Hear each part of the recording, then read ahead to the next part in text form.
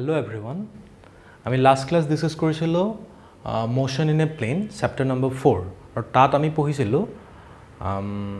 ল of vector addition তাত আমি দুটা ল পঢ়িছিলো ট্ৰায়াঙ্গল ল অফ ভেক্টৰ এডিশন আৰু প্যাৰালেলগ্ৰাম ল অফ ভেক্টৰ এডিশন আৰু মই কৈছিলো যে হেকিটা হৈছে ভেক্টৰ এডিশনৰ জিওমেট্ৰিক্যাল মেথড মানে জিওমেট্ৰিক্যাল মেথড অফ ভেক্টৰ এডিশনৰ বিষয়ে আমি লাস্ট ক্লাস ডিসকাস কৰিছিলো ঠিক আছে এতিয়া ভেক্টৰ এড কৰাৰ আৰু এটা ওয়ে আছে হেতু হৈছে এনালাইটিক্যাল মেথড হেতু আসলে জিওমেট্ৰিক্যাল মেথড লাস্ট ক্লাছৰটোৰ আৰু আজি আমি ডিসকাস কৰিম analytical method of vector edition এতিয়া এই দুটা মেথডৰ মাজত ডিফাৰেন্সটো কি সোৱা যে জিওমেট্ৰিক্যাল মেথডটো ইউজ কৰিলে আমি তাত মেজাৰমেন্ট কিছুমান কৰিব লগা হয় ঠিক আছে স্কেল ইউজ কৰি মেলি মেজাৰমেন্ট কৰি মেলি আমি ৰিজাল্টেন্টটো উলিয়াব লগা হয় কিন্তু ইয়াত এনালাইটিক্যাল মেথডত আমি তেনেকুৱা মেজাৰমেন্ট নকৰো এনালাইটিক্যাল মেথডত আমি এলজেব্ৰা আৰু ট্ৰিগোনমেট্ৰি ইউজ কৰিম আৰু এলজেব্ৰা আৰু ট্ৰিগোনমেট্ৰি ইউজ কৰি পিনে আমি ৰিজাল্টেন্টটো ফাইন্ড আউট কৰিবলৈ ট্ৰাই কৰিম ৰিজাল্টেন্ট মিন্স মানে ভেক্টৰ দুটাৰ ৰিজাল্টেন্টটো কথা কৈছো ঠিক আছে তো এটা এই এনালাইটিক্যাল মেথডটো বেছি ইউজফুল হয় আমি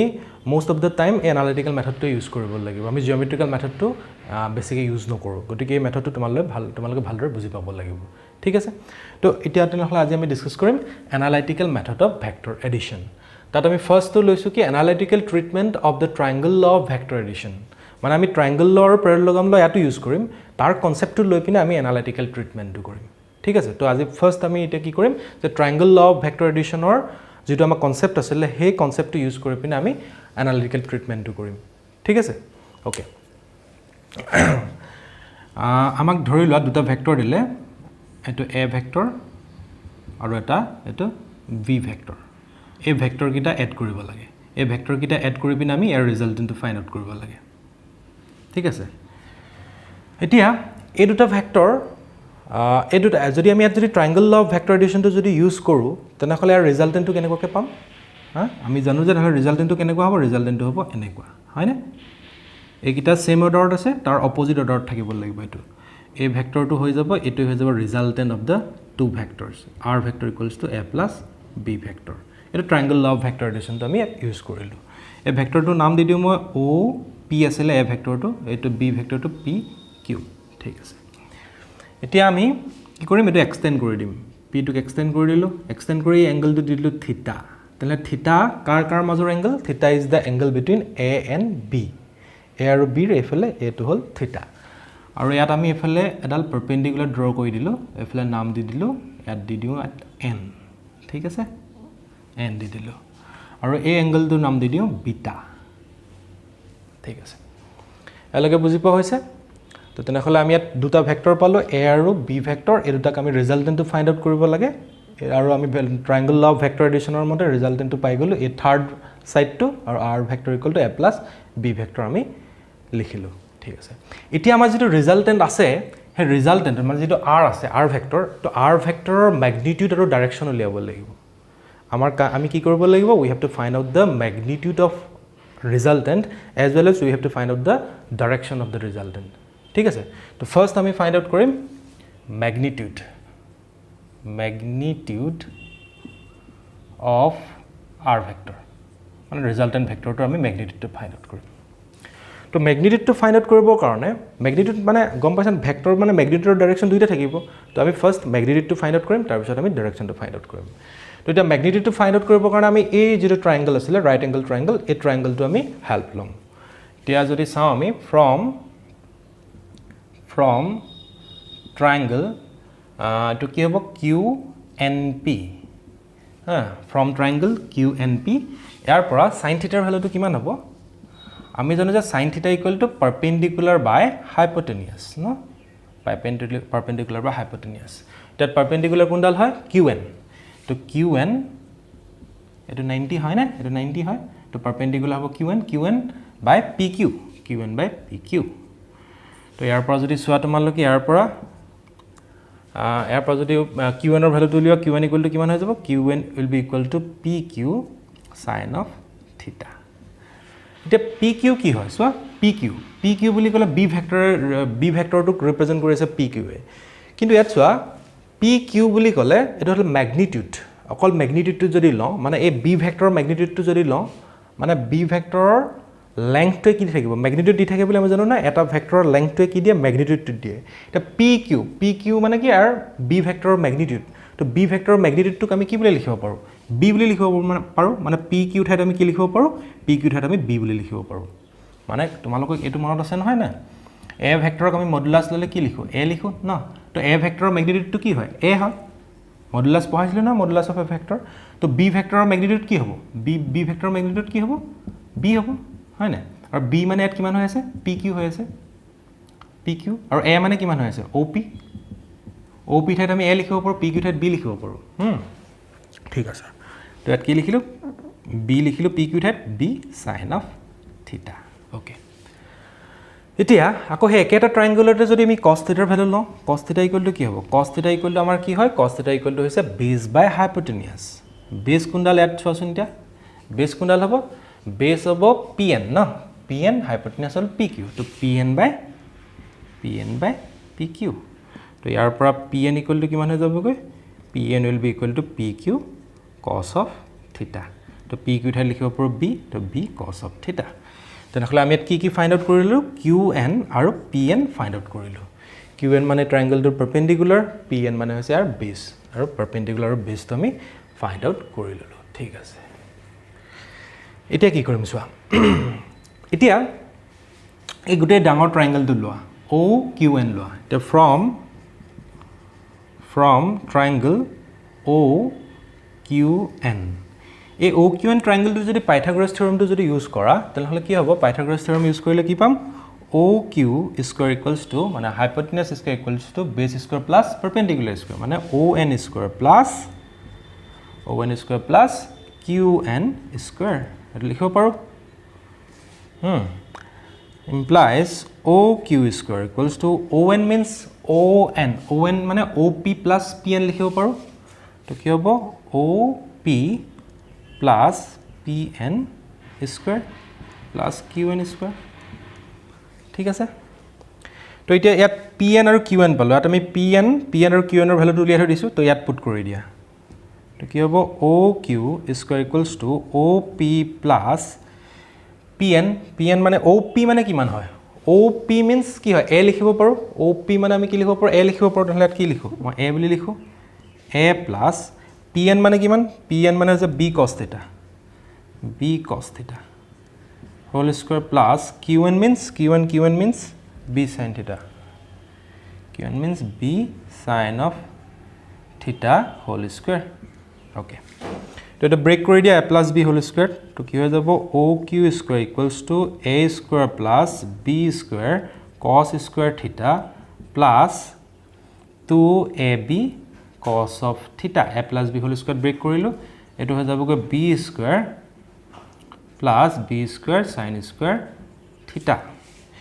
implies এইটো তাত যদি তোমালোকে চোৱা এতিয়া a b square কমন লৈ গিটাত তো b square কমন লৈ কি হ'ব a square মই ওপৰত কৰিছোঁ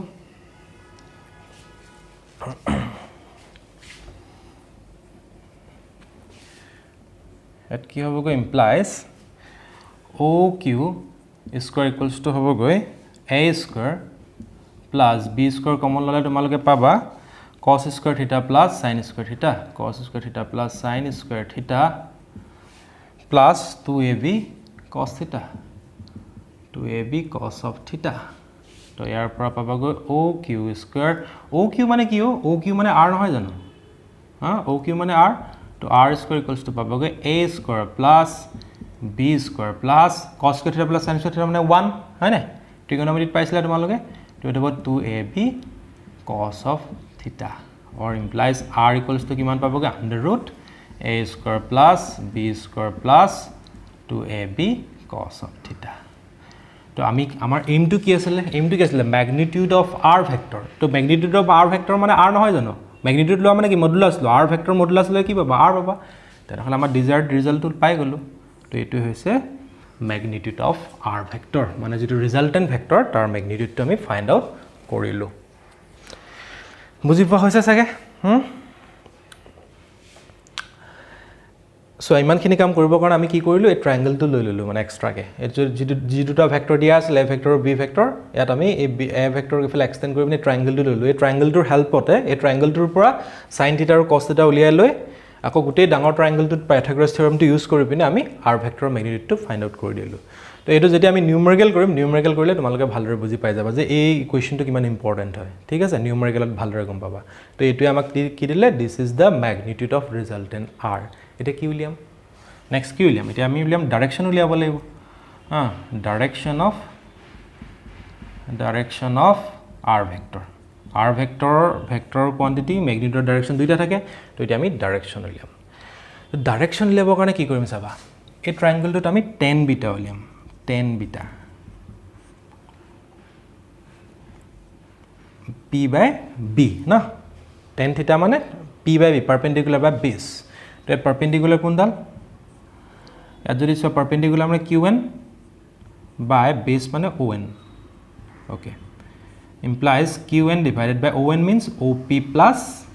pn the value put kora implies tan beta is equals to kiman ajabo qn mane kiman asile qn means b sin theta op kiman asile op means a plus pn means kiman b cos of theta implies ইয়াৰ পৰা যদি beta উলিয়া কি হৈ যাব tan inverse b sin theta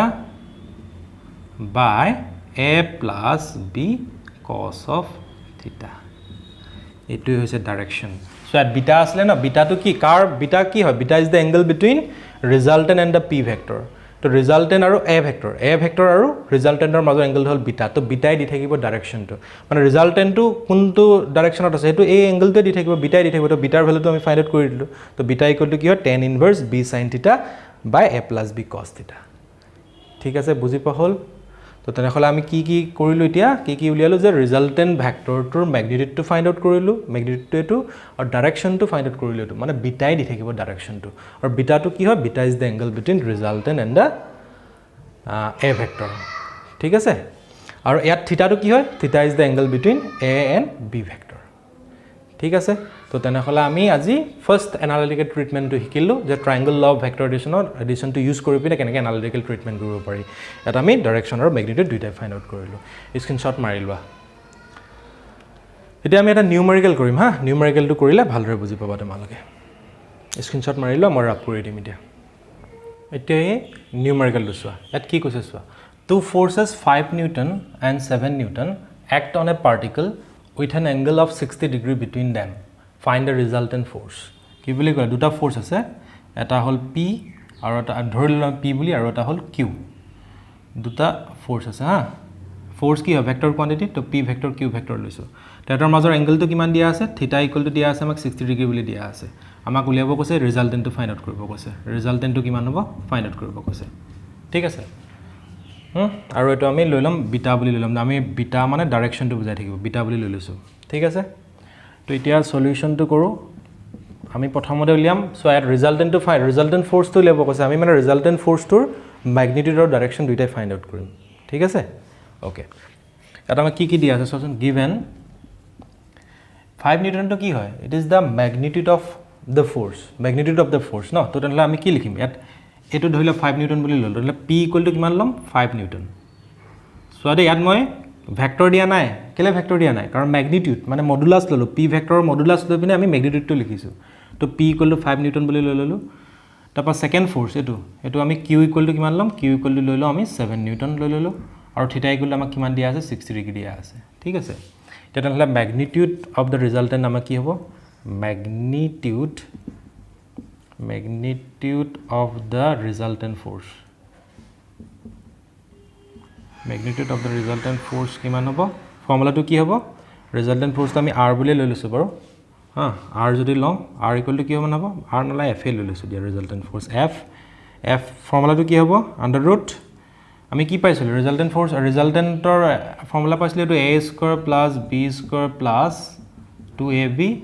cos of theta এতিয়াটো আমি derive কৰিছিলো না ইকুৱেশনটো magnitude of the resultant তো ইয়াত আমি ফোৰ্স কিটা কি ললো a আৰু b ঠাইত কি আছে p আৰু q আছে তাহলে তো কি লিখিম p square plus q square plus 2pq cos of theta লিখিব লাগিব হয় না ঠিক আছে তো p ইকুৱেল টু কিমান 5 square plus q equals to 7 square plus 2 into 5 into 7 into cos 60 okay etu korile q labo 25 plus 49 plus 2 into 5 into 7 into cos 60 mane half right 2 to cancel out to etu korile q labo 25 plus 49 plus 35 etu jodi kora labo under root 5 5 10 9 to 10 109 newton to etu hoise ki hoy magnitude of the resultant force dekhila formula to use kori pine ama analytical treatment to kiman easy hoy geometrical treatment to koribo gole geometrical method to use koribo jone iman simple no hol tin to analytical treatment to use kore direct formula to ami value kita put kori disu resultant to pai goisu to etu hogol magnitude to ha to eta ami direction to liam next ami direction liam screenshot mari lwa rap kori mita moi ঠিক আছে এতিয়া মই কি উলিয়াম এটা direction তো উলিয়াম এতিয়া direction of the resultant direction of the resultant force direction to liabole amar formula to ki asile tan beta is equal to ki hobo at q sin theta by p plus q cos of theta মানে formula তো আসলে কি আমার ডাইৰেকশনৰ formula তো আসলে কি tan beta equal to আসলে b sin theta by a plus b cos theta আসলে তো তাইট এটো হেতু ঠাইত আমি pq a আৰু b ঠাইত pq পুট কৰি দিলো ওকে তে ভ্যালু পুট কৰা তো implies tan beta equal to q মানে কিমান আছিল 7 আছিল না 7 sin 60 degree plus p মানে আসলে কিমান 5 আসলে 5 plus 7 cos 60 degree ইয়াত ভ্যালু খিনি পুট কৰা সবৰে ভ্যালু পুট কৰিলে তোমালোকে আনসাৰটো পাবা গৈ 0.7132 পাবা দেই tan beta equal to এটো সিম্পলিফাই কৰি চাবা tan beta তো ইয়াৰ পৰা beta equal to কি হৈ যাব গৈ beta equal to হৈ যাব tan inverse 0.7132 তো এটোই হৈছে desired result তো তেনেহলে ডাইৰেকশন তো হৈ থাকিব বাট এ বিটা তো কি হয় বিটা কি হয় beta is the angle between resultant vector and the p vector ঠিক আছে তেনেহলে বিটা দি থাকিব ডাইৰেকশন তো ওকে তেনেহলে আমি